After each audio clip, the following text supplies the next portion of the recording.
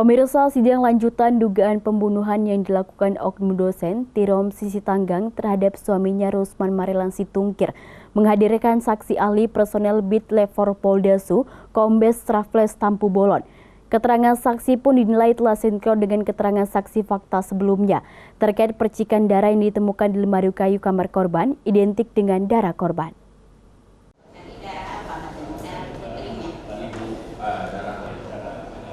Sidang kasus dugaan pembunuhan Rusman Marilan Situngkir dengan terduga pelaku istrinya sendiri yang juga seorang dosen, yakni Tirom Sisitanggang, kembali digelar di Pengadilan Negeri Medan. Sidang kali ini menghadirkan saksi ahli dari Lefor.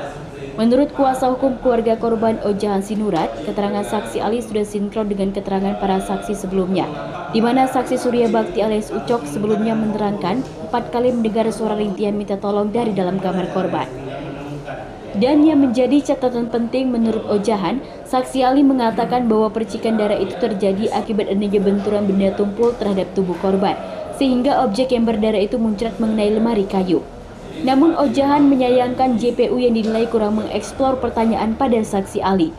Dan yang menjadi pertanyaan penasihat hukum keluarga korban, apakah dengan ditemukannya percikan darah di lemari kayu ini sudah bisa dipastikan tempat kejadian perkara di kamar korban?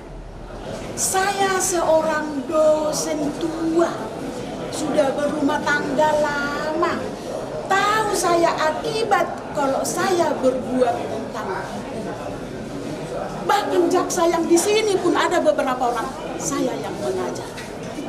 Saya udah fokus mau mengawinkan. Mohon perhatian, diberitahukan kepada nomor perkara 395. Mereka melakukan dalam ruangan itu dengan penelitian, ada ditemukan di lemari itu beberapa percikan darah, lalu itu diperiksa ke laboratorium forensik, dan setelah diperiksa ternyata identik dengan darah laki-laki.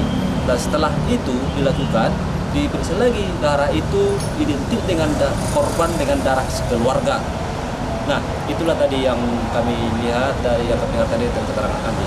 Namun yang sedikit kami tadi ada catatan ya bagi JPU dalam hal ini ya. Artinya yang saya lihat dari persidangan itu sepertinya JPU itu kurang dapat mengeksplor dari saat itu. Pengacara korban Ojahan Sinurat menambahkan dari keterangan saksi itu jelas bahwa korban merupakan pasien doa. Artinya korban sudah tidak bernyawa lagi saat dalam perjalanan ke rumah sakit. Saksi juga mengakui ada melihat luka pada bagian dahi, hidung, dan bibir yang sepertinya disebabkan bukan karena benda tajam.